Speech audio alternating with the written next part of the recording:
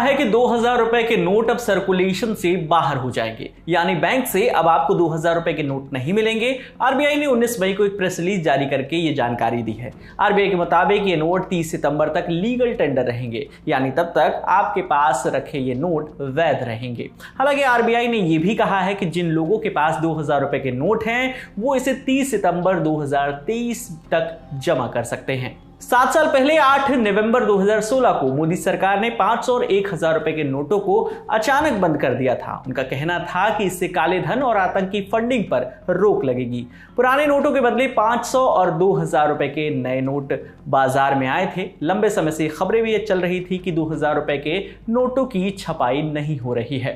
RBI ने अपनी press release में बताया है कि 2000 रुपए के नोट आरबीआई एक्ट की धारा 24(1) के तहत नवंबर 2016 में लाए गए थे। इसे मुख्य रूप से 500 और 1000 रुपए के नोट बंद होने से मार्केट में नोटों की जरूरतों को पूरा करने के लिए लाया गया था। जब दूसरे नोट मार्केट में पर्याप्त रूप से उपलब्ध हो गए तो 2000 रुपए के नोट लाने का मकसद पूरा हो गया। इसलिए 2018-19 में 2000 रुपए के नोट की छपाई बंद हो गई।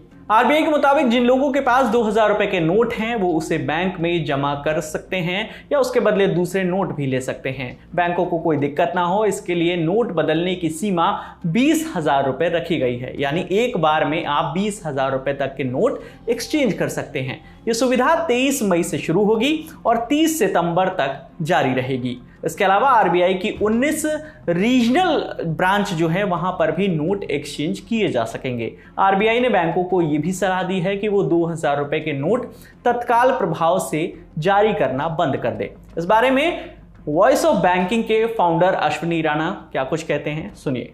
ब्लैक मनी को खत्म करने के लिए सरकार ने एक बहुत बड़ा अच्छा कदम लिया है, क्योंकि जब से ये 2000 का नोट आया था इसके ऊपर बहुत कयास लगाए जा रहे थे कि इतना कुछ नोट छापने के बाद भी सर्कुलेशन में 2000 का नोट दिखता नहीं था।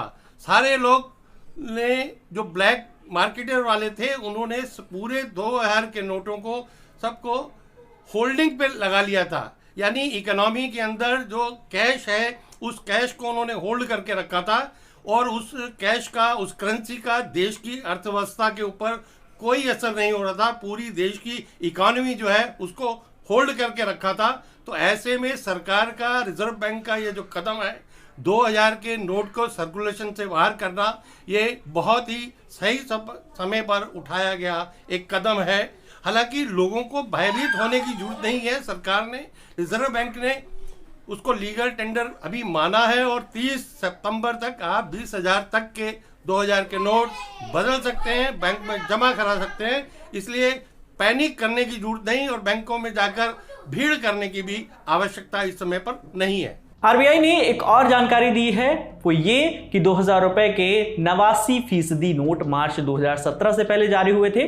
मार्च 2018 के दौरान कुल 6,73,000 करोड़ रुपए के 2000 रुपए के नोट जो हैं मार्केट में मौजूद थे। ये पीक था।